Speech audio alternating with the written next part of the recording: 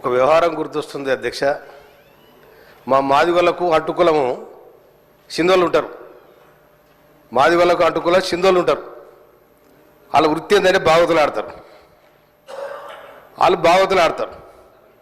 ఆ భాగవతులు ఆడే టైంలో వేసేగాళ్ళు తక్కువ ఉంటారు. అలా తక్కువ ఉంటే ఒక వేషం ఇడిచి ఇంకో వేషం కడతాం, ఇంకో వేషం ఇడిచి ఇంకో వేషం కడతాం. ఒక్కటి 3 వేషాలు కడతాడు. కనుక వీళ్ళు గత ప్రభుత్వం మంత్రులు ఎమ్మెల్యేలు రోజుకో వేషం వేసుకొని వస్తారు. మరి మీరు ఏం చేసిరో చెప్పాలి, ప్రజలకు ఏం చేసిరో చెప్పాలి. మంత్రులే చేసిండ్రు, ఎమ్మెల్యే చేసిండ్రు, ఇసుక దోపిడిగాళ్ళు, భూ దోపిడిగాళ్ళు సర్వం దోచుకున్నారు. ఇవాళ వచ్చి వేసాలేసి ఎంతమంది ఆటోలను మీ ఇళ్ళకి రానిచ్చారు, ఎంతమంది ఆటో కార్మికులు మీ ఇళ్ళకి రానిచ్చారు, ఎంతమంది రైతులు కాపాడారు. మీ పచ్చ గుడ్డ వేసుకొని మీరు మీరు రైతేసి వేసుకొని అంత ఏదో నాటకాలు ఆడుతూ ఉన్నారు.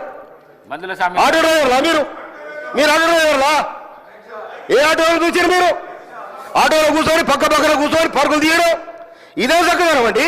ఒక సభను కూడా మీరు ఇక్కడ డిస్టర్బ్ చేయాలి, ప్రభుత్వాన్ని బదనం చేయాలి, ఏమో మీ ప్రయత్నం చేస్తారు. పాపం మీతో ఏమైంది మీకు?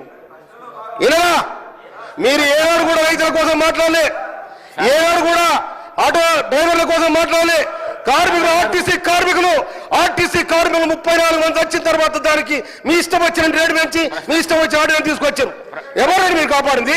ఇవాళ మొత్తం రోజుకో వేసుకొని మీరు ఒక డ్రామా చేస్తా ఉన్నారు. డ్రామాలు బంద్ కావాలి.